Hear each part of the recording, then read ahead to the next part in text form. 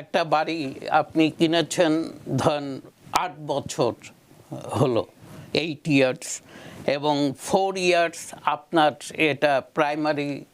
Rental property ছিল এবং 4 years এটা আপনার ওন ইউজ।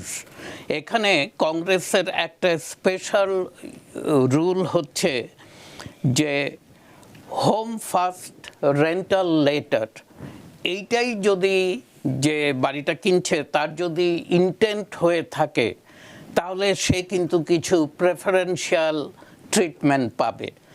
আর যদি তার rent first and primary use letter এটা যদি তার ইন্টেন্ট হয় তাহলে কিন্তু এটা তার কে বৈরীভাবে এই আইনটা তার উপর প্রয়োগ করা হবে। আমি একটু আগে একটা এক্সাম্পলে বলেছি যে বাসাটা রেন্টাল ছিল প্রথমে এবং পরবর্তীতে আপনি ওন ইউজ করেছেন এবং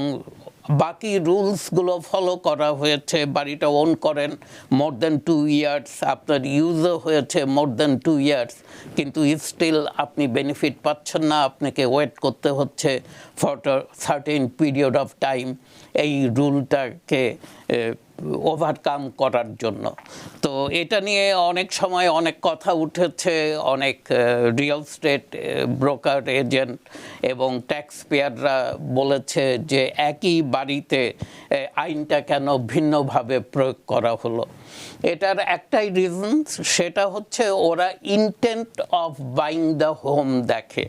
এবং তারা এনকারেজ করে যে প্রাইমারি রেসিডেন্সের জন্য আপনার যারা বাড়িটা কিনছেন এবং প্রাইমারি রেসিডেন্স হিসেবেই ব্যবহার করার পর পরবর্তীতে হয়তো আরেকটা বাড়ি কিনেছেন, সেখানে মুভ আউট করেছেন এবং এটাকে রেন্টালে দিয়েছেন, তারপরে বা এটা বিক্রি করেছেন, আপনি ডেফিনেটলি বেনিফিট পাবেন যেহেতু আপনার ইন্টেনশনটা ছিল primary residence first rent letter.